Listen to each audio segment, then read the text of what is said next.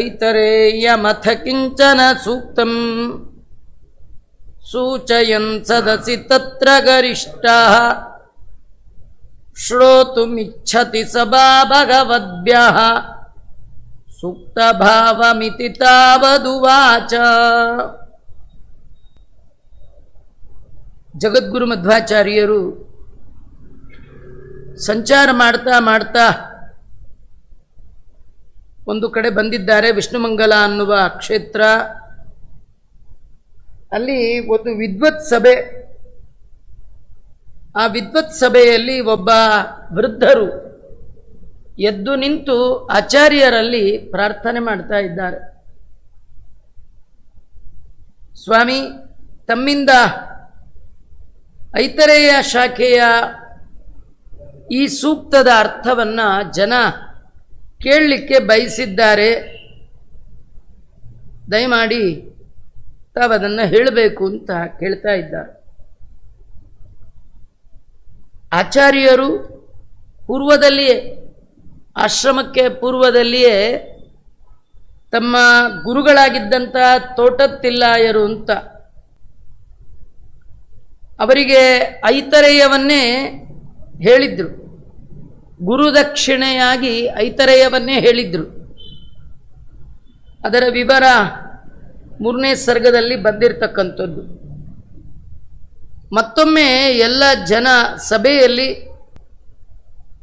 ಐತರೇಯ ಶ್ರುತಿಯ ಅರ್ಥವನ್ನು ಹೇಳ್ರಿ ಅಂತ ಕೇಳ್ಕೊಂಡಿದ್ದಾರೆ. ಆ ಸಂದರ್ಭದಲ್ಲಿ ಆಚಾರ್ಯರು ವೇದಕ್ಕೆ ಅರ್ಥವನ್ನು ಹೇಳ್ತಾ ಮೊದಲು ವೇದೋಚ್ಚಾರಣೆಯನ್ನು ಮಾಡಿದ್ದಾರೆ. ಅರ್ಥ ಆಮೇಲೆ ಶ್ಲೋಕವನ್ನು, ವೇದವನ್ನು, ಆ ವಾಕ್ಯವನ್ನು ಹೇಗೆ ಹೇಳಬೇಕು ಅಂತ ಒಂದು ಶಿಕ್ಷಾ ಅಂತಿದೆ. ಶಿಕ್ಷಾಂ ವ್ಯಾಖ್ಯಾಸ್ಯಾಮಃ ವರ್ಣಸ್ವರಃ ಮಾತ್ರಾ ಬಲಂ ಸಾಮಸಂತಾನಃ. ವೇದ ಮಂತ್ರವನ್ನು ವರ್ಣನೆ ಹೇಳುವ ಸಂದರ್ಭದಲ್ಲಿ ಅದು ಒಂದು ಕ್ರಮ. ಆಚಾರ್ಯರು ಮೊದಲು ವೇದ ಉಚ್ಚಾರಣೆಯ ಕ್ರಮವನ್ನು ತೋರಿಸ್ತಾ ಇದ್ದಾರೆ. ವರ್ಣ ಸೌಷ್ಠವ ಗರಿಷ್ಠಮತೂರ್ಣಂ ತುಲ್ಯ ಮಾತ್ರ ಮತಿ ಮಾತ್ರ ಸುಲಕ್ಷ್ಮ ವ್ಯೂಢ ಹೃಜ್ಜಲದ ಗೋಜಮಮುಷ್ಯೋ ಚಾರಣಂ ವಿದದಭ್ಯದಿತಾರ್ಥಂ. ಒಂದು ಅಕ್ಷರವನ್ನು ಉಚ್ಚಾರ ಮಾಡಬೇಕಾದರೆ ಹೇಗೆ ಉಚ್ಚಾರ ಮಾಡಬೇಕು, ಹಾಗೆ ಅದರ ಸ್ಪಷ್ಟತೆ ಹೇಳುವಾಗ ಅತಿಯಾದ ಸ್ಪೀಡು ಇರಬಾರ್ದು, ಅತಿಯಾದ ಸ್ಲೋನೂ ಇರಬಾರ್ದು. ಏನಾದರೂ ಹೇಳುವಾಗ ಭಾರಿ ಸ್ಪೀಡ್ ಹೇಳಿಬಿಟ್ರೆ ಯಾರಿಗೂ ಅರ್ಥ ಆಗಲ್ಲ. ಇನ್ನು ಕೆಲವರು ಒಂದು ಶಬ್ದಕ್ಕೂ ಇನ್ನೊಂದು ಶಬ್ದಕ್ಕೂ ತುಂಬ ದೂರ. ಒಂದು ಶಬ್ದ ಈಗ ಹೇಳಿ 5 ನಿಮಿಷ ಬಿಟ್ಕೊಂಡು ಇನ್ನೊಂದು ಶಬ್ದ ಹೇಳಿದರೆ ಅದಕ್ಕೆ ವಿಳಂಬ ಅಂತ. ಅತಿನೂ ಆಗಬಾರ್ದು, ವಿಳಂಬನೂ ಆಗಬಾರ್ದು. ಯಾವ್ಯಾವುದನ್ನು ಉಚ್ಚಾರಣೆ ಮಾಡುವಾಗ ಎಷ್ಟೆಷ್ಟು ಕಾಲ ಬೇಕು ಹಾಗೆ. ಅನುರೂಪದ ಹ್ರಸ್ವ, ದೀರ್ಘ, ಪ್ಲುತ, ಯೋಗ್ಯ ಮಾತ್ರೆ ಅಂದರೆ ವರ್ಣ ಉಚ್ಚಾರಕ್ಕೆ ಹಿಡಿಸುವ ಸಮಯ. ಅ ಆ ಇ ಇ ಅನ್ಲಿಕ್ಕೆ ಎಷ್ಟು ಬೇಕು ಟೈಮ್ ಅಷ್ಟು, ಅದಕ್ಕೆ ಎಷ್ಟು ಬಲ ಹಾಕಬೇಕು. ಈ ಅಲ್ಲ ಅನ್ಬಾರ್ದು, ಈ ಅಷ್ಟೇ. ಅದು ಭಾ ಅದಕ್ಕೆ ಹೊತ್ತು ಹಾಕಬೇಕು. ಹೀಗೆಲ್ಲ ಕ್ರಮ ಇದೆ ವರ್ಣ.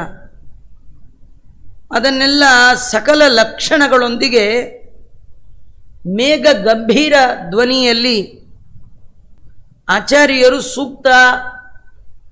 ಸೂಕ್ತದ ಅರ್ಥವನ್ನು ವಿವರಣೆ ಮಾಡಿದ್ದಾರೆ. ಲಕ್ಷಣಾನ್ವಿತತಯಾ ವಚನೇಸ್ಮಿನ್ ದೇವತಾ ಗುರುಮತಾವತಿಶೇತೆ ಮಾನಮಿತ್ಯಪಿ ವಿದಾಯ ದಿಯಾತೆ ತತ್ತು ಸೂಕ್ತಮಪರಾರ್ಥಮವೋಚನ್. ಲಕ್ಷಣಗಳಿಗೆ ಅನುಗುಣವಾಗಿ ವೇದ ಉಚ್ಚಾರ ಮಾಡುವಂತಹ ಕಾರ್ಯದಲ್ಲಿ ಆಚಾರ್ಯರು ದೇವತಾ ಗುರುವಾದ ಬೃಹಸ್ಪತ್ಯಾಚಾರ್ಯರನ್ನು ಮೀರಿಸಿದವರು. ಅಷ್ಟು ಲಕ್ಷಣವಾಗಿ ವೇದೋಚ್ಚಾರಣೆ ಮಾಡುವಂತಹ ಕ್ರಮ.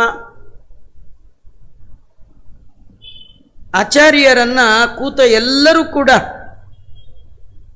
ಗೌರವದಿಂದ ನೋಡಿದ್ದಾರೆ. ಆಚಾರ್ಯರು ಬೇರೆ ಬೇರೆ ಅರ್ಥವನ್ನ, ವೇದೋಕ್ತ ಮಂತ್ರಕ್ಕೆ ಅದರ ಅರ್ಥ ವಿವರಣೆಯನ್ನ ಹೇಳ್ತಾ ಇದ್ದಾರೆ. ಕೇಳಿದ ವಿದ್ವಾಂಸರಿಗೆಲ್ಲ ಆ ಅರ್ಥ ಬಹಳ ಆನಂದವನ್ನ ಕೊಡುತ್ತು. ಒಬ್ಬ ಪ್ರಾಮಾಣಿಕ ವಿದ್ಯಾವಂತನಿಗೆ ತಾನು ತಿಳಿಯದ ಸೂಕ್ತವಾದ ಇನ್ನೊಂದು ಅರ್ಥ ಪ್ರಾಮಾಣಿಕವಾಗಿ, ಅರ್ಥಾತ್ ಪ್ರಮಾಣಬದ್ಧವಾಗಿ ಅವನಿಗೆ ಕನ್ವಿನ್ಸ್ ಮಾಡಿದ್ರೆ ಬಹಳ ಖುಷಿ ಆಗ್ತಾನವನು. ಎಷ್ಟು ಅಪರೂಪದ್ದಪ್ಪ, ಆನಂದ ಆಯ್ತು.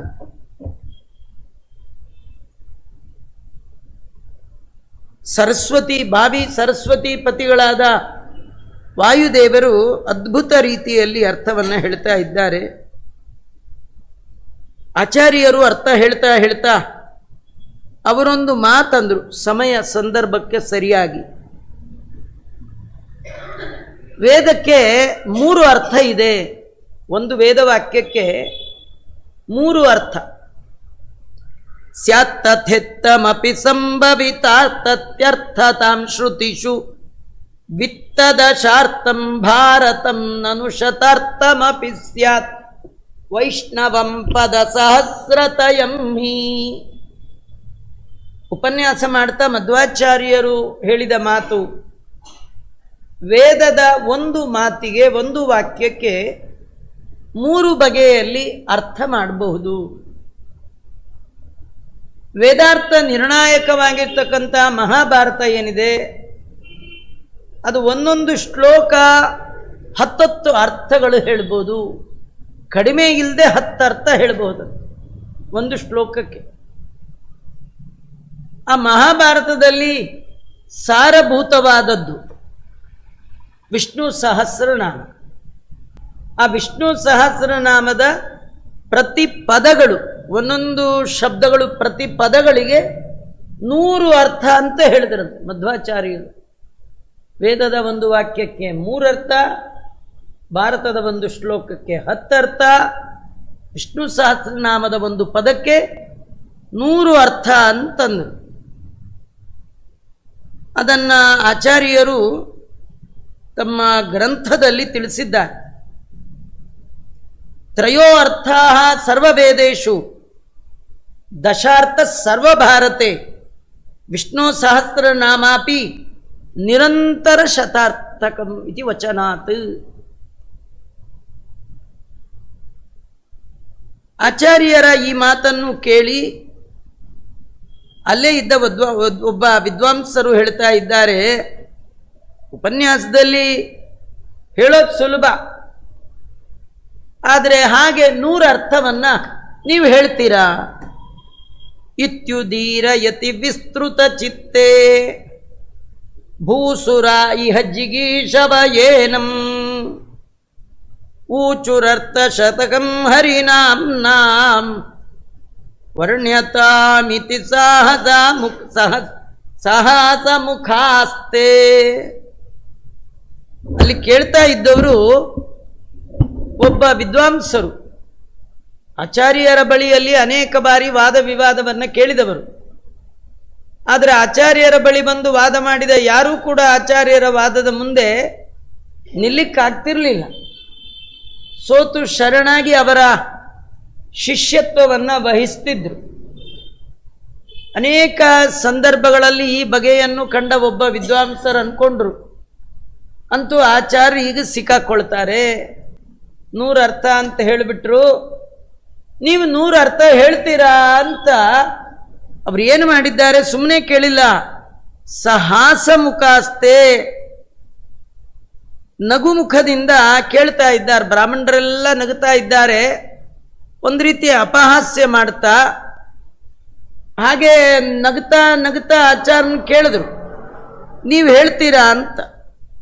ಅಂದರೆ ಆಚಾರ್ಯರಿಗೆ 100 ಅರ್ಥ ಹೇಳಲಿಕ್ಕಾಗಲ್ಲ, ಕಡೆಗೆ ನಾವೇ ಗೆದ್ವಿ ಅಂತ ಆಗತ್ತೆ ಅಂತ. ಆಚಾರ್ಯರಂದ್ರು, ವರ್ಣಯಾಮಿ ತದಹಂ ಸಕಲಂ ವಹ ಸೌಷ್ಠವಾದನು ವದಂತು ಭವಂತಃ ತಂ ವದಂತಮಿತಿ ತೇ ತವದಂತೋ ಬಾಡಮಿತ್ಯತಿ ದೃಢೋದ್ಯಮಮಾಪುಃ. ಮಧ್ವಾಚಾರ್ಯರಂದ್ರು ನನಗೇನು ತೊಂದರೆ ಇಲ್ಲ, ನಾನು ವಿಷ್ಣು ಸಹಸ್ರನಾಮದ ಒಂದು ಶಬ್ದಕ್ಕೆ 100 ಅರ್ಥವನ್ನು ಹೇಳ್ತೇನೆ. ಹೇಳಿ ನೀವು ನಂಗೆ ಹೇಳಬೇಡಿ, ನಾ ಹೇಳ್ತೀನಿ. ನಾ ಹೇಳಬೇಕಾದ್ರೆ ಒಂದು ಕಂಡೀಷನ್ ಅಂದು ಏನು ಅಂದು, ನಾನು 100 ಅರ್ಥ ಹೇಳಿದ್ದನ್ನು ಕೇಳಿದ ನೀವು ಮತ್ತೆ ರಿಪೀಟ್ ಮಾಡಿ ಹೇಳಬೇಕು. ಆಗತ್ತಾ? ಇವ್ರಿಗೇನು ನಂಬಿಕೆ, ಮೊದಲು ನೀವು ಹೇಳಿ ಆಮೇಲೆ ನೋಡ್ಕೊಳ್ಳಿ. ಅದರೊಳಗೂ ಅಲ್ಲೇ ಅಷ್ಟರೊಳಗೆ ಒಂದು ಮೀಟಿಂಗು. ಬ್ರಾಹ್ಮಣರು ಎಷ್ಟು ಟೈಮ್ ಸಿಕ್ಕರೆ ಅಷ್ಟರೊಳಗೆ ಒಂದು ಮೀಟಿಂಗ್ ಮಾಡಬೇಕು. ಅವರೊಂದು 10-12 ಜನ ವಿದ್ವಾಂಸರು, ಅವ್ರು ಏನು ಸಾಮಾನ್ಯರಲ್ಲ ರೀ. ಅವರು ಎಷ್ಟು ಪುರಾಣ ಮಂಗಳ ಮಾಡಿದವರು, ಎಷ್ಟು ಬುಕ್ಕ ತಿರುವು ಹಾಕಿದವರು. ಅವರೆಲ್ಲ ಮಾತಾಡ್ಕೊಂಡ್ರಂತೆ. ರಾಮಾಚಾರ್ಯ ಬೈ ಚಾನ್ಸ್ ಅವ್ರು 100 ಅರ್ಥ ಹೇಳಿದ್ರು, ಇಟ್ಕೊಳ್ಳಿ, 1ರಿಂದ 10 ನೀವು ಗಟ್ಟಿ ಮಾಡ್ಕೊಳ್ಳಿ. ಭೀಮಾಚಾರ್ 11ರಿಂದ 20 ನಿಮ್ಮದು, ರಂಗಾಚಾರ್ 21ರಿಂದ 30 ನಿಮ್ಮದು. ಹಾಗೆ 10 ಜನ 10 ಅರ್ಥ ಹೇಳೋಕ್ಕಾಗಲ್ವೇನ್ರಿ? ಶುರು ಮಾಡ್ರಿ ಆಚಾರ್ಯ ಎಂದರು. ಮಧ್ವಾಚಾರ್ಯ ರೆಡಿನಾ, ನೀವೆಲ್ಲ ಶುರು ಮಾಡ್ಲಾ? ಒಬ್ಬೊಬ್ರು 10 ಹೇಳಿವಿಂತಿ, ಆಯ್ತಾ? ಶುರು ಮಾಡ್ಲಾ ಅಂದರು. ಶುರು ಮಾಡಿ ಸ್ವಾಮಿ ಮೊದಲು ಅಂದರು. ಆಚಾರ್ಯ ಶುರು ಮಾಡಿದ್ರಿ. ಪ್ರತ್ಯಯ ಪ್ರಕೃತ ಸಂಗಮ ಭಂಗಿ ಶಬ್ದಶಾಸ್ತ್ರ ವಿಹಿತಂ ಪ್ರತಿದರ್ಶ್ಯ ಶುದ್ಧದಿ ಶ್ರುತಿ ಶಿರಶತ ಸಿದ್ಧಾನ್ ಅಭ್ಯಧಾತ್ ಸಪದಿ ವಿಶ್ವ ಪದಾರ್ಥಾನ್. ಶುದ್ಧ ಮನಸ್ಸಿನವರಾದ ಮಧ್ವಗುರುಗಳು ವ್ಯಾಕರಣ ಶಾಸ್ತ್ರದಲ್ಲಿ ಏನೆಲ್ಲ ನಿಯಮಗಳಿದೆ ಅದಕ್ಕೆ ಅನುಗುಣವಾಗಿ ಪ್ರತ್ಯಯ ಮತ್ತು ಪ್ರಕೃತಿಗಳನ್ನು ಜೋಡಣೆ ಮಾಡ್ತಾ ಕ್ರಮವಾಗಿ ನಿರೂಪಣೆ ಮಾಡ್ತಾ 100 ಉಪನಿಷತ್ತುಗಳಲ್ಲಿ ಬಂದ ವಿಶ್ವಪದ ಅನ್ನುವ ಶಬ್ದಕ್ಕೆ ಅರ್ಥಗಳನ್ನು ಹೇಳಲಿಕ್ಕೆ ಶುರು ಮಾಡಿದ್ರು.